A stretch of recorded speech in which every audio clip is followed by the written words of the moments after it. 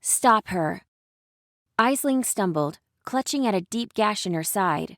Her fingers came away red before washing away pink in the pouring rain. She staggered, then dropped to her knees. To Remy's eyes, even defeat had not made Nightingale seem less mad. The Malama's dark form crackled around her head, turning rain to steam where it touched the black anathema.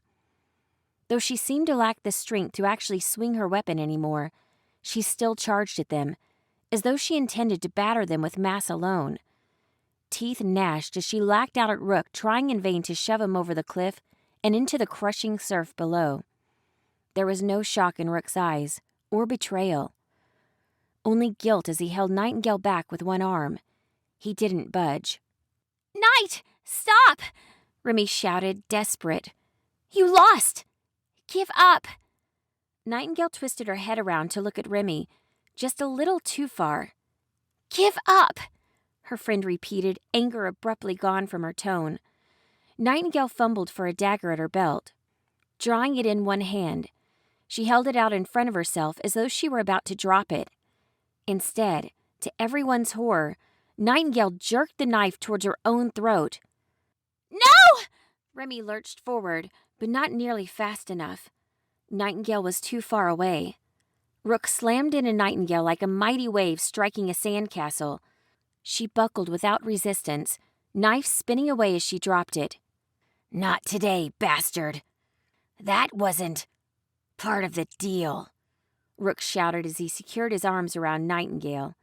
She thrashed and screamed against Rook's grip, scratching and biting at him in animal rage. Rook was unmoved. "How about giving us our friend back?" Recognition dawned slowly on Remy as she watched Nightingale struggle. Remy hadn't been fighting her friend. Nightingale had been possessed.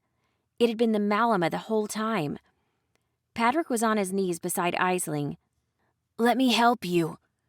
It's not serious. We can—" "No!" Aisling staggered to her feet, scrambling along the wet stone until she was out of reach. She scratched frantically at her satchel, before finally removing the hegemonics. The artifact glowed in her hands, undampened by the rain, the battle, and all their violence.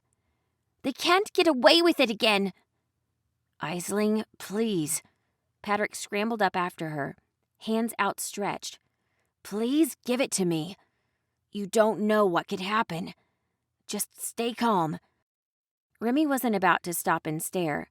With Aisling focused on Patrick, Remy began creeping up on her from behind, keeping to the shadows. "Don't know?" Aisling laughed, her voice shrill as one last feeble peal of thunder roared overhead. "I've done it twice already. Jophiel will judge the guilty." Her hands worked quickly, sliding the different interlocking sections into place. The hegemonics clicked and hummed as it was manipulated, its light gradually darkening to an angry red to match Aisling's own anger. "You're guilty, Patrick. You and these new friends of yours." Remy charged, reaching out for the hegemonics with both hands. She only had one chance.